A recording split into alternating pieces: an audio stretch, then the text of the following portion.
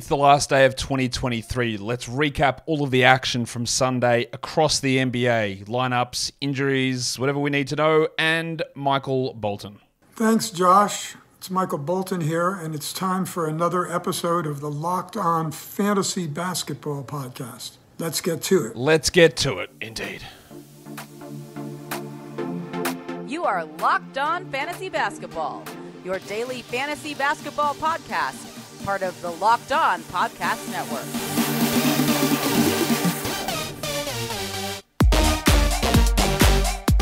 Hello and welcome to the Locked On Fantasy Basketball Podcast, brought to you by Basketball Monster. My name is Josh Lloyd and I am a Ganny girl. And I'm also the lead fantasy analyst at basketballmonster.com, and you can find me on Twitter, as always, at redrock_bball, on TikTok, at redrock_bball, and on Instagram, at Locked On Fantasy Basketball. Today's episode is brought to you by FanDuel. Make every moment more. Right now, new customers get $150 in bonus bets with any winning $5 moneyline bet. That is $150 if your team wins. Go to FanDuel.com/LockedOn to get started. Thank you also for making Locked On Fantasy Basketball your first listen every day. We are free. We are available on all platforms. Become a double banger. Go and hit the listen on the audio side, and then come and watch the video later on. And then hit subscribe and bells and whistles and thumbs and comments and all that stuff. It's always a great way to go and help the show. We've got 6 games on Sunday, so we're going to talk about all of that now.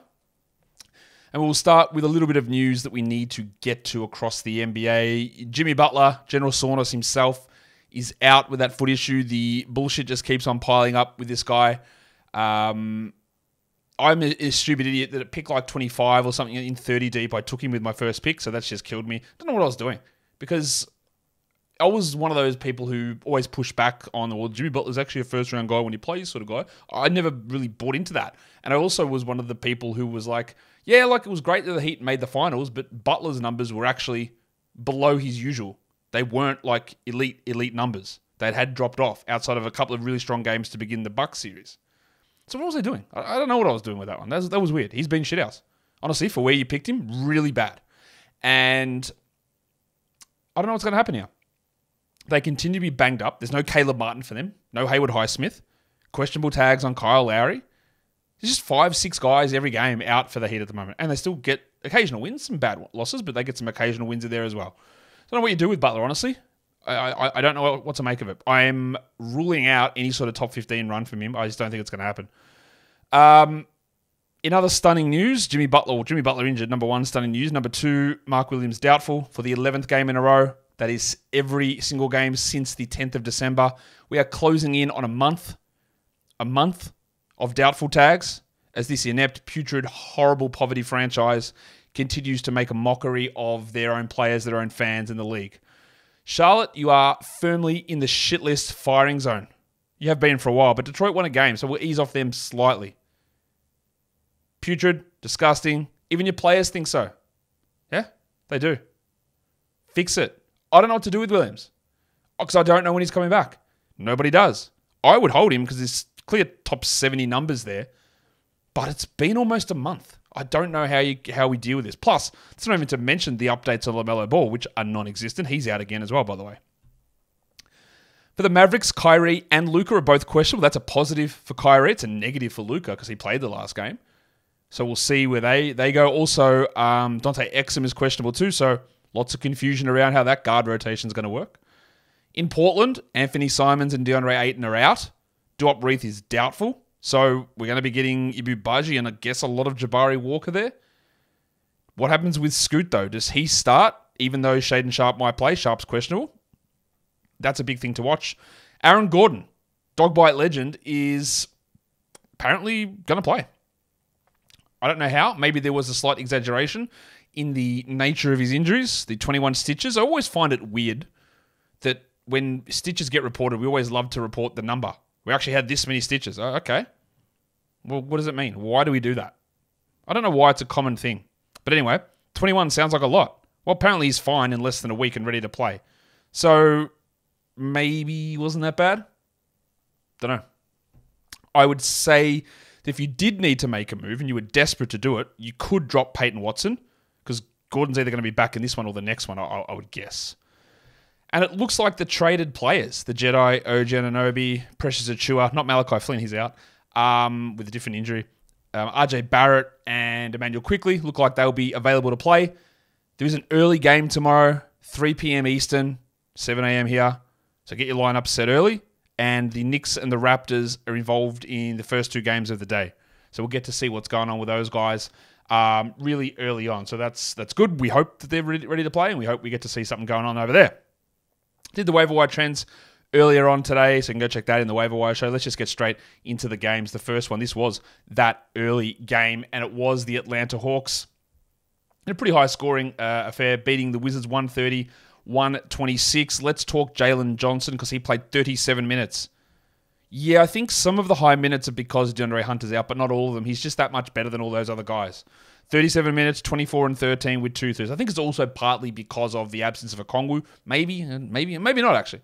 He's just been really, really good. Jalen Johnson, I think he's a top 50 guy rest of season, and these are huge numbers. Trae Young played 40 minutes and had 40 points. He had 13 assists with 3 steals and 4 threes. Part of the issue with Trae in the past has been efficiency and even the way to start this season. But his 3-point percentage is way up. His 2-point percentage is up. His assist rate is staying high. He's been unbelievable. It was also a very strong game from DeJounte Murray, who shot well, 62 from the field.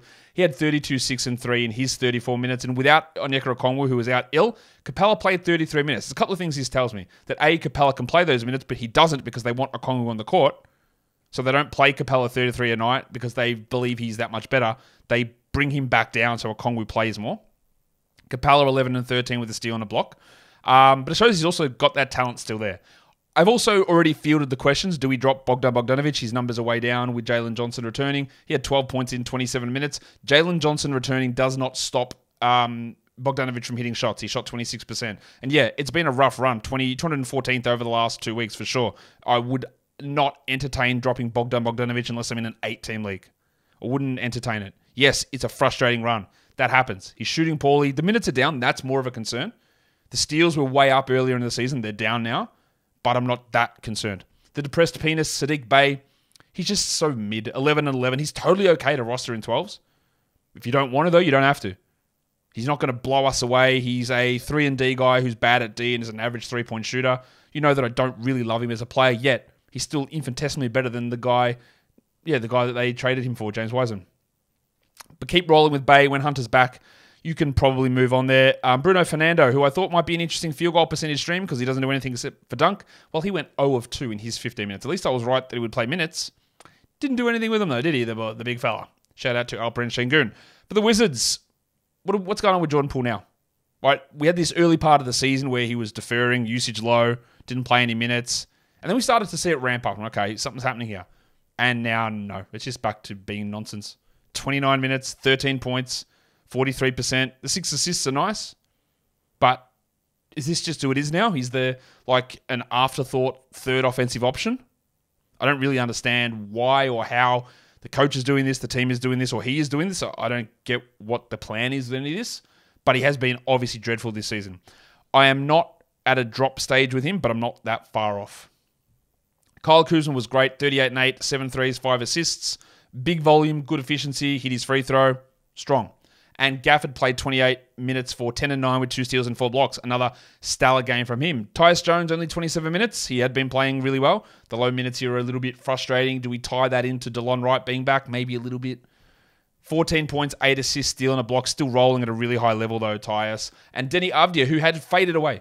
He was getting 23 minutes a night. He was never touching it. In the last 2 minutes, they're going, all right, it was working so well for us early in the season. Let's go back to leaning into more of Denny and moving away from Poole. 17 and 12 in 31 minutes for Denny with a steal and a block on 57% shooting. If he's going to play 31 minutes, he is a 12-team league guy, but there's a lot of back and forwards going on there. I don't think you need to hold on to Bilal Coulibaly. Get that garbage out of here! 2 points in 17, while DeLon Wright had his 2 assists but no steals in 18 minutes. He is not a 12-team league guy outside of a stream situation, which it could have been today, but unfortunately for him, he's playing. Today's episode is brought to you by FanDuel Sportsbook. The NFL regular season is wrapping up, but there is still time to get in on the action with FanDuel, America's #1 sportsbook. Right now, new customers get $150 in bonus bets guaranteed when you place a $5 moneyline bet. That is it. That's not even a moneyline bet. It's a $5 bet. That's all you need to do. Wow, they're changing this. They're just loosening the strings here. Your team doesn't have to win. It doesn't have to be a money line bet. $5 bet, 150 in bonus bets. That's the best deal they've offered. So when you're looking for those $150 in bonus bets, get in here. Win or lose, you get them. Easy. The app is easy to use. They've got their live same-game parlays. You find bets in the new Explore tab. You make a parlay in the Parlay Hub. It's the best way to find popular parlays as well. And if I can say parlay 3 more times, I get a free parlay. I don't, but, there's a lot of parlays in there. And when you say it that many times, it sounds like a silly word. But that's fine. Go to fanduel.com/lockedon and make your first bet a layup. Yeah. FanDuel, also an official partner of the NFL. And don't forget to gamble responsibly. All right, let's go on and do the next game, which was a very predictable blowout. The Celtics 134, the Spurs 101. There was no Drew Holiday in this one, but everyone else played for the Celtics. Tatum, 31 minutes, 25 and 6. Didn't attempt a single free throw, but was great from the field. And Jaylen Brown, only 26 minutes, 24, 6, 2 steals. Porzingis did his thing, 14 and 9 with 2 blocks, as did maximum Derek White. Actually, no, that's not true. Derek White didn't do his thing because he got no defensive stats, but he had 17, 2 and 5 in 26 minutes. Horford started 7, 7, 4, 20 minutes. I think you consider him just a streamer. I don't think that you need to consider him a must-roster guy, but at the moment, when someone is out, they're sliding him in, where earlier on they weren't doing that. They were putting in a Sam Hauser. Delano Banton was getting starts as well, but now it's just like, whatever happens, we're just going to put Horford in. So that does boost his value a little bit, because they just weren't going to those 2 center alignments as much. So keep that in mind, but still not fully on board with him being a 12-team league guy. We saw Luke Cornett went crazy last game. He was still pretty good here, 12 and 4 with 2 blocks, while Keita was back out of the rotation, basically just played 5 garbage time minutes, the Pastel de Nata, who had that big game 2 games ago. Cornett is an interesting, deeper streamer, and that's it. Slam and Sammy Hauser did his thing. He hit 3 threes. That's just what he does. For the Spurs, no Zach Collins, and then the horse was out, Keldon Johnson. Wembanyama, 24 minutes. It feels like he's going to stick around 24 minutes, which is really annoying from this stupid team. 21 and 7, with 3 threes for Wemby, with a block, while Vassell had 22 points in 31 minutes. Since Johnson has either been out or on the bench, Vassell's numbers have all skyrocketed. That's because, well, maybe this is me positing. I think part of it is that Johnson's a head-down driving bull who's a bit ball-hoggish, maybe. And Vassell sort of thrives without that around. We'll see how that continues. With Collins out, we got 13 Don Barlow minutes and 20 Sandro Mamakilishvili minutes, 7 and 7 for Mamu, and 8 and 4 with 3 steals for Barlow. They are just deeper league dart throw steal or flyer types. But honestly, this is just a stupid game. 23 minutes for Branham with 11 points. Champagny went scoreless in 19 minutes. They played 17 minutes of Blake Wesley. Sohan had 9, 3, and 5. Just a game that was over very, very quickly. They reduced the minutes of everybody. I'm not really sure how much it tells us, and I fear that now we're in January, the Spurs, they did this sort of middle of January last season. They just started being really weird with rotations and lineups. Again, don't know to what end. They suck anyway when they play their main guy, so it doesn't really benefit anything. Like, I don't understand this 22 minutes of Branham or 24 of Sohan. I know they got killed, but I don't know. I just like to see a little bit more competitiveness from them, and I know they're the Spurs, but I think they've been pretty poorly coached and managed over the last year or so. Things have not been the Spurs of old, I will say. Just another thing on the Spurs, Pop just announced it now post-game. He said that Zach Collins is expected to miss 2 to 4 weeks with his ankle injury. So, get that garbage out of here! Obviously, any time that I say that, if you have an open injured slot, you hold them there. But if that injured slot becomes needed for somebody else, then you can feel okay about moving on. You would never bother to drop anyone if you've got an open injured slot. There's no point in doing that. But if you don't, and you need it, then you move on. All right, the next game was also a blowout. The Lakers lose to the New Orleans Pelicans 129-109. And I honestly don't know what Darvin Ham is doing. I don't think he knows what he's doing. Yes, he was handicapped a little bit because Cam Reddish and D'Angelo Russell were out. But his change to that is, let's start Rui Hachimura. And then he's like, yes, this is going to be our starting lineup moving forward. So in that starting lineup, there's one player who can shoot, and he's very sporadic, Taurean Prince. There's one player really who can dribble, and that's LeBron James. And you wouldn't call him the best crossover dribble artist. Obviously, he's it's LeBron, right? But who else can pass? Davis? Rui? The biggest black hole on earth? No. Taurean Prince? No. Jared Vanderbilt? Lol. Who's passing? Who's shooting? What are we doing? Everyone, this is like the Raptors lineup, but they're all way worse. I don't understand this situation. But then, Rui Hachimura got hurt with a calf strain. That's going to keep him out time, I'm guessing. And the second half, they started Austin Reeves. He played 36 minutes, 20 and 2 with 9 assists, a steal, and a block. I don't know what is going on with Darvin Ham and Austin Reeves. No idea. But the fact that he just kept putting out this bullshit, we can't start him. We actually know that he actually works better if he's fresh and he's between 28 minutes. Cool. He said 20 and 9 in 36 minutes, my guy.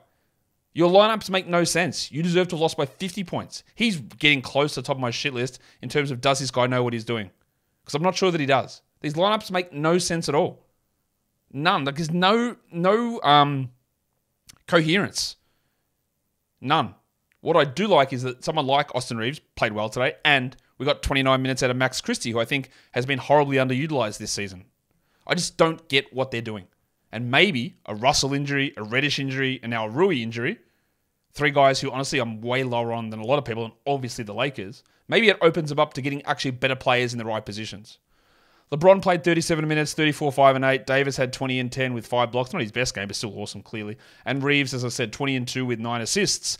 There are people still asking the question, well, before this game, hey, do we drop Austin Reeves? No, you don't. Taurean Prince, 15 points, 2 steals, 2 blocks, 4 assists, 4 threes. It's a great game. It is. They need him a lot. They don't have a game, though, on a low-volume day until Sunday now. And I'm not sure that Prince is going to be an absolute must-hold through that time. He's doing really good stuff, but holding on to him where you wouldn't use him with 12 games on Wednesday, you won't use him, I'm guessing, with 14 games on Friday either. So he's sitting there like getting splinters in his ass on your bench for 6 days. Doesn't seem like an optimal use of a roster position. We've got 25 Christian Wood minutes. He's gone from a guy that... This is like a Chris Boucher used to be. The guy that's like, man, he's such a permanent beast. All he needs is an opportunity. Then he turns into a guy that's like, oh, even in minutes, he's shithouse. That's what Boucher is now. That's what Wood is now as well. 3 points, 5 rebounds, 25 minutes. That permanent monster does not exist anymore. Jared Vanderbilt Bar is doing nothing. Thankfully, nobody is really rostering him in 12-team leagues. He had 4 and 2 in 21 minutes. As I said, Hachimura, I'm guessing, is going to miss time. He had 4 points there. Russell, who knows? Maybe they do have to get him back in there. Their whole lineup is weird at the moment. Everything is strange about the Lakers, and they made a change, but that is not going to stick. Let's see if they make the correct one in the next game. I'm not holding my breath. On the Pelicans side, Ingram was fantastic. What's with this guy with defensive stats? He gets none of them, and then this week he's had every defensive stat in the world. He's taken all of Herb Jones's. 26, 5 and 8, 3 steals and 2 blocks. McCollum was another really good game. 24, 4 and 9, steal and a block. Didn't shoot very well. I still don't like the fact that CJ McCollum leads his team in shots. It never really makes sense to me, but can't argue when you beat a team by 20 points, so that's a good result there. While Zion had 26, 4 and 6 with no defensive stats, but he did go 10 of 12 from the line, which we do enjoy. The Larry Nance, Jonas Valanciunas minutes watch continued. 25 for Valanciunas, 13 and 8, 23 for Nance, 11 and 10. This was the winning formula they had last season, and they didn't use it at all this season. But what we got again was Nance plus 17, Valanciunas plus 3. I'm not saying that Valanciunas is going to be a drop, but he might be. He might move into one. And Nance is... Let's go 14-team ad for Larry, because...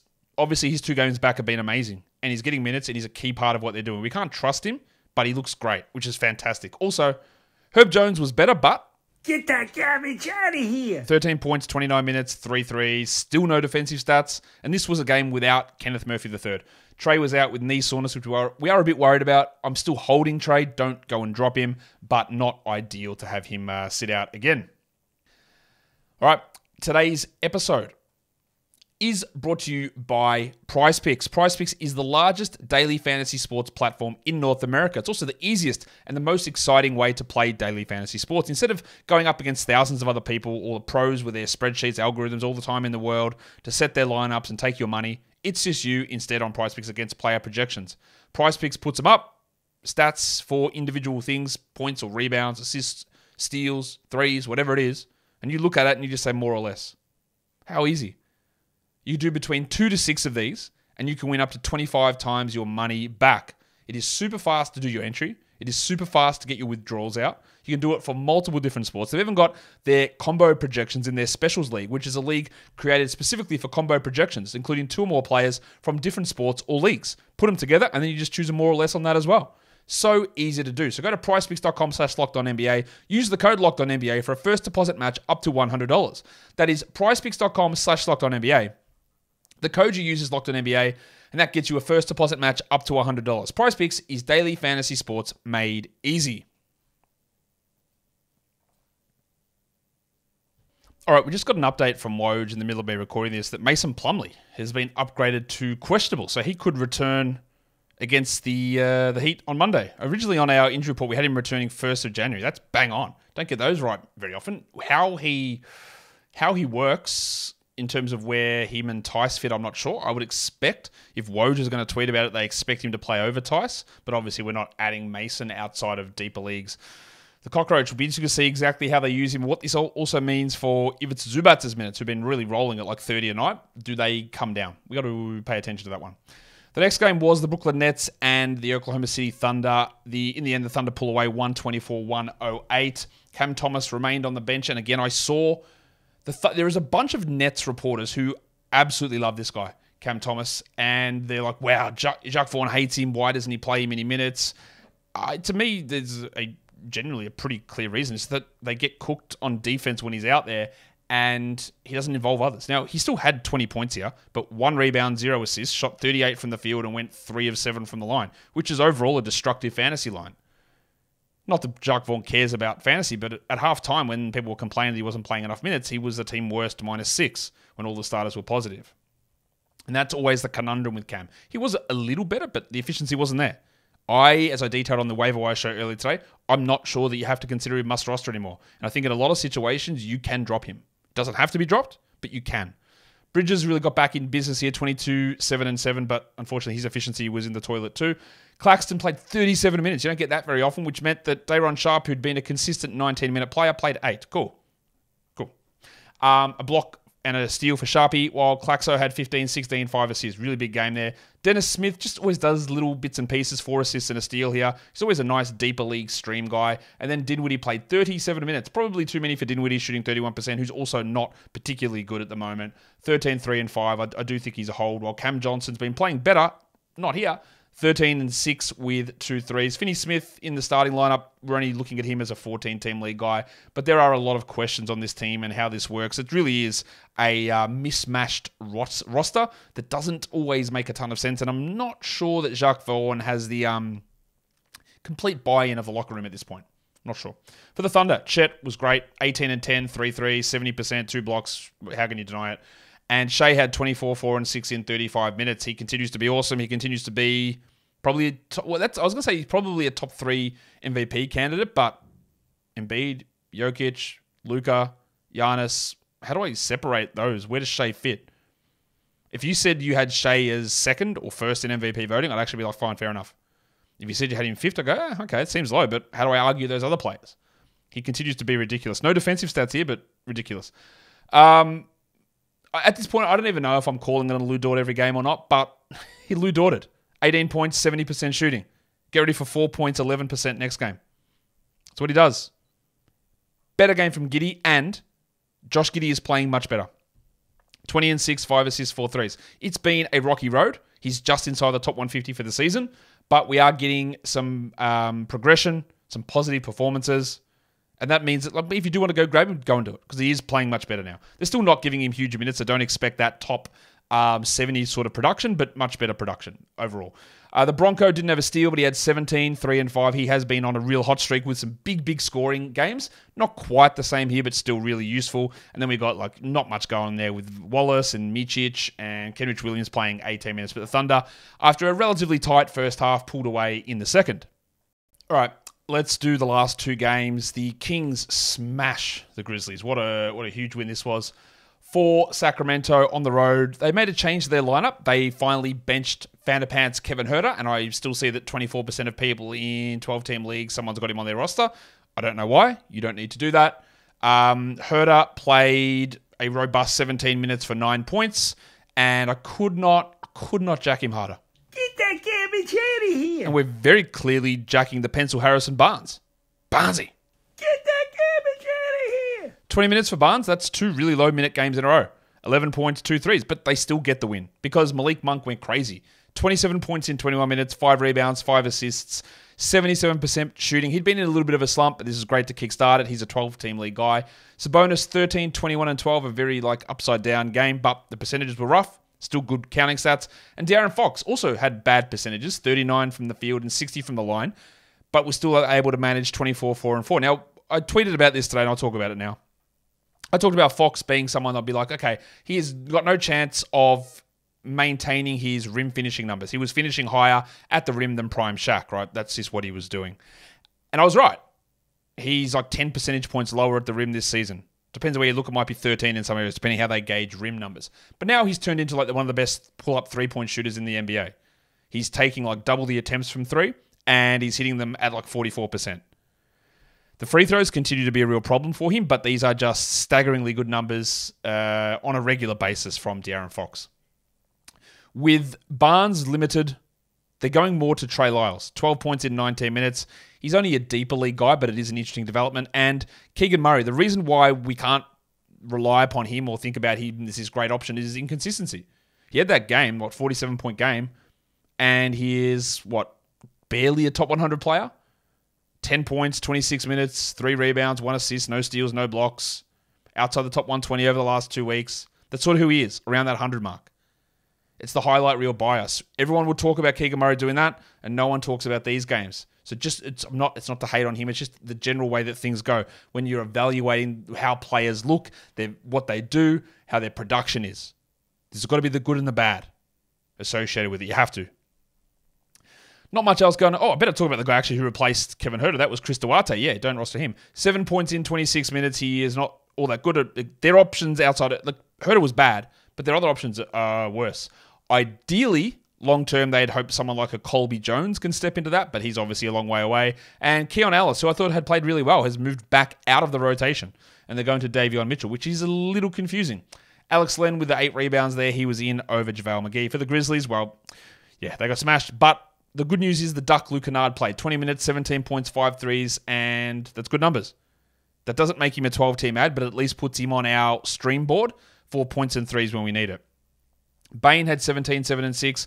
Morant, 17, 3, and 3. And after that red-hot start we talked about, he's never going to be this good again. He's now back outside the top 40, I think, for the season. That's just how it goes for Ja Morant. We sort of know what his category league game is like. Jaren, 18 and 3, really slumping since Ja has been back. We're not super surprised. And again, there's been huge... I do a lot of research on stuff through the off-season. That's what my job is. My job is fantasy basketball, and when there aren't games on, I'm having a bit of a break, but I'm doing a lot of work, a lot of research work, a lot of background work, which I hope eventually just becomes disseminated through the fantasy basketball world, so everyone just understands that the work that has been done and can just apply that. It doesn't just have to be the people who listen to this and a small subsector of people, but I want that information to just be well-known stuff. I've done the research on contract years. I've done the research on revenge games. And low-volume stat variance was my new one. And I talked about it a lot. The guys who are the top players, the top guys, you don't want to rely upon repeat performances. Who led the league in blocks last season? Jaren Jackson Jr. Is he anywhere near it this season? No. Who led the league in steals last season? OG Anunoby. Is he anywhere near it? No. These numbers vary so much. It is a crazy amount. So if you go into a draft and you have no weightings on your projections or rankings and you're basing your numbers on, well, this guy is going to win me blocks this week or he's going to really dominate my steals, it just doesn't work that way.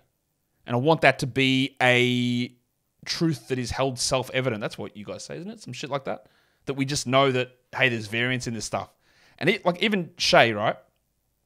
Who's at almost 3 steals a game this season. That's amazing. He was very good last season. But he wasn't at 3.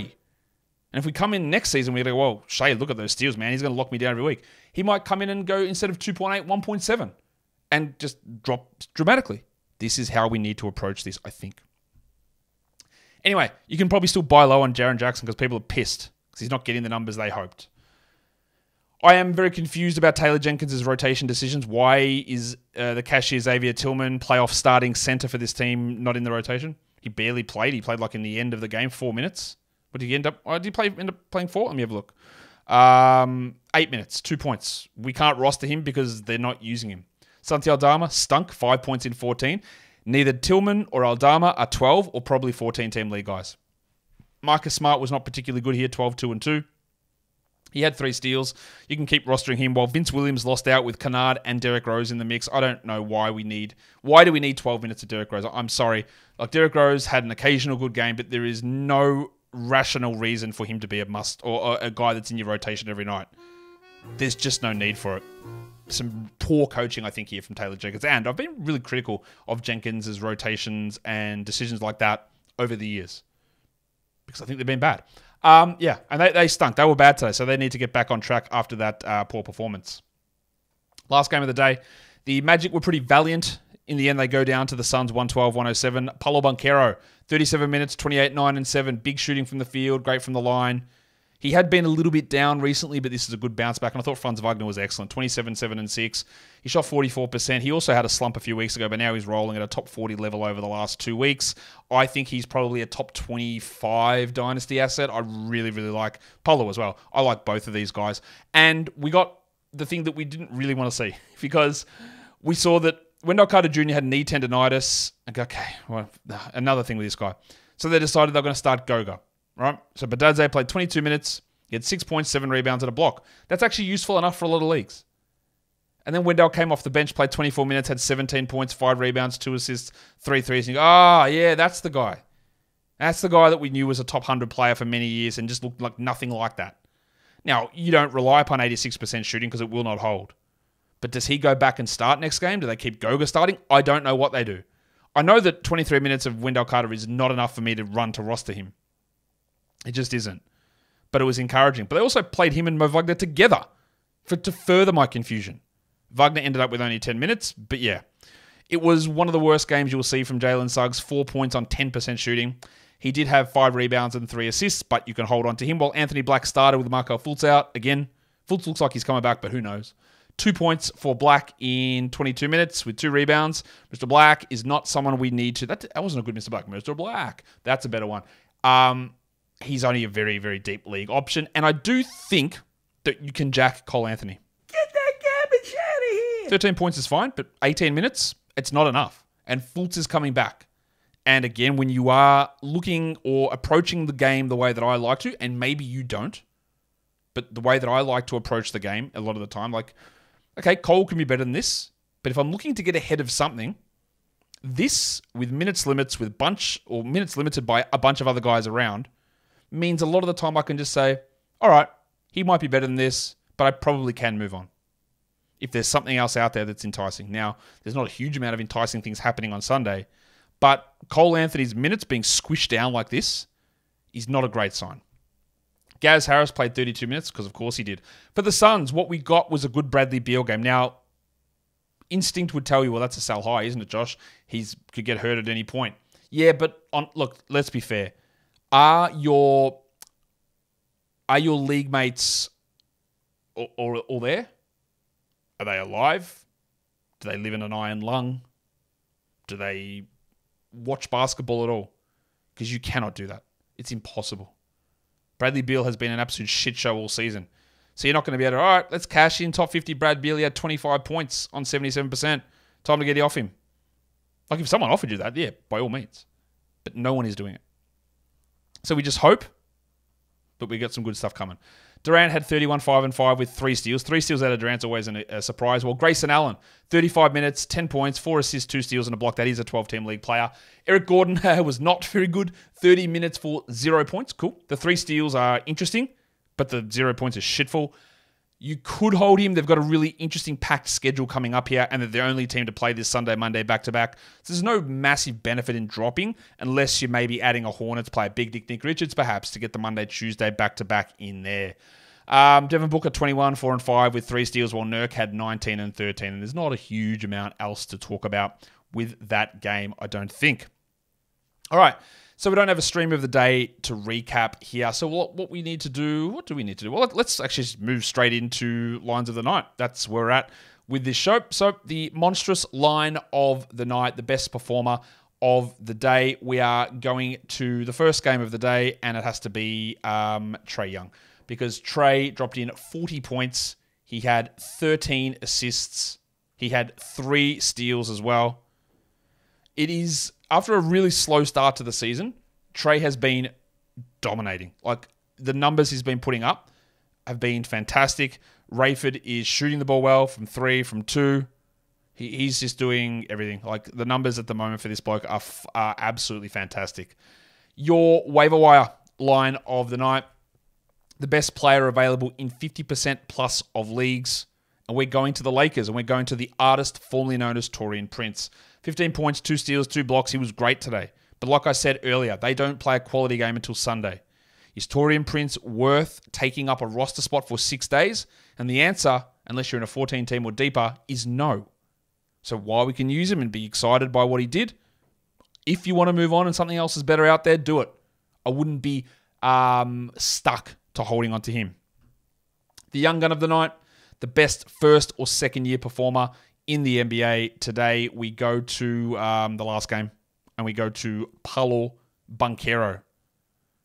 28 points, 9 rebounds, 7 assists. He's as the kids would say, a problem. And lastly, we go to the dud of the night. Now, if we like to use 70% rostered to do a cutoff here, because otherwise Paolo's teammate Jalen Suggs would have been there, but instead we're going to Trae's teammate and Bogdan Bogdanovic. 12 points and shot 26%. No peripherals. He is struggling at the moment, but I do believe that he is firmly a hold at this stage. The top 6 players.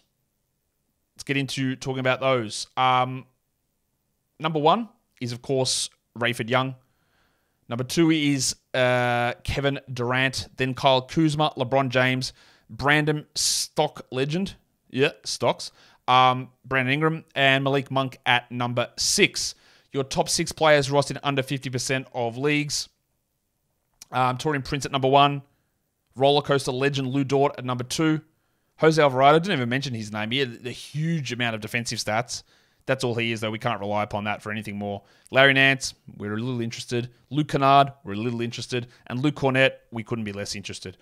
And then the top 6 players for points leagues, Trae Young, Kevin Durant, Domantas Sabonis, Brandon Ingram, Kyle Kuzma, and LeBron James. And that brings us to talk about the checklist. Now, you'll notice it's not a great day for guys to add. I put Goga Badadze's name on there. That's more for your deeper leagues. If he is going to start and play 22 minutes, that's at least a 14-team league grab. Larry Nance is a 14-team league option. And Denny Avdia, if he was dropped, I don't mind a 12-team add because they've gone back towards him. But not a great day of these guys stepping up into these huge opportunities where you got to go grab.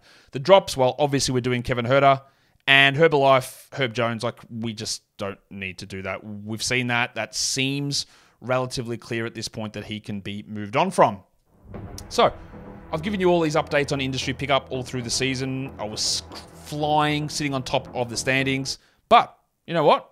We're going to be transparent with how the league is going because my team got smacked today. Was not a good performance at all. B-Dub goes out there and beats me 6-3. Now, to my credit, because I've got to pat myself somewhere, I was 8-1 down heading into today. So to salvage 2 categories, I'm actually pretty happy with it. And it wasn't that like I just had fewer games because I didn't have that excuse.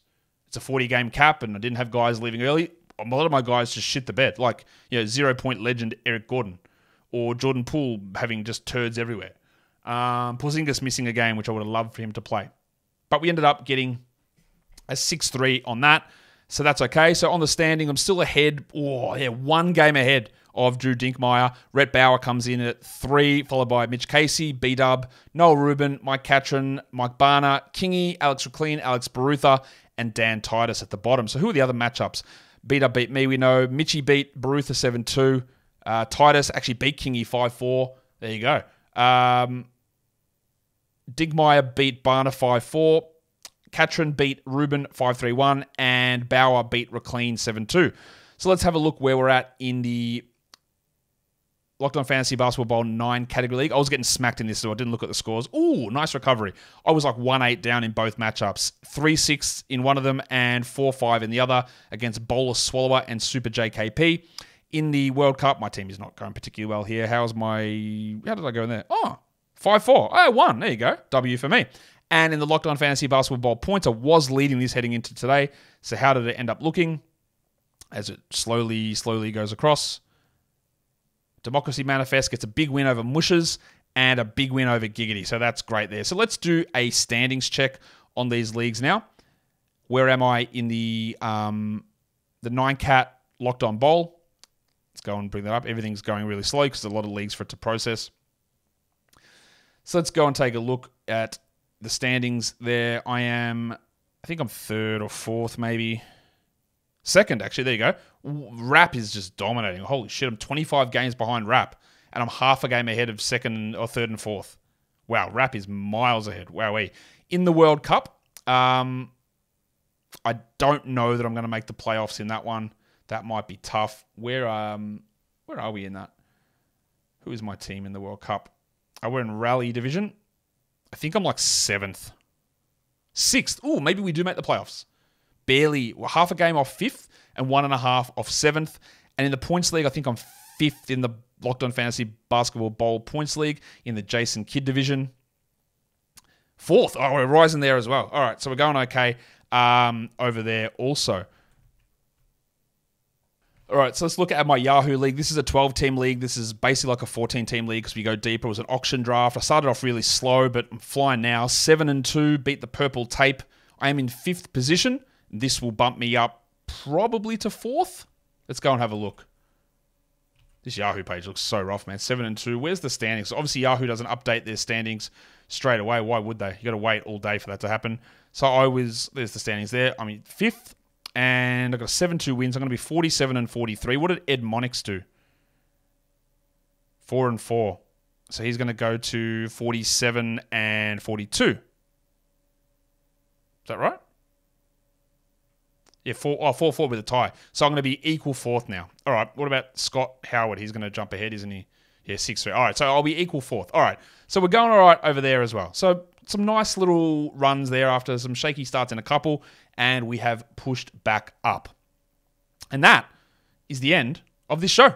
So if you are here and you are a certified double banger, you are a part of the DB squad, hit the subscribe, hit the thumbs up, leave your comments down below. And if you're not a DB, what are you waiting for? Get DBing and get over here. Guys, we are done here. Thank you so much for listening, everyone. See ya.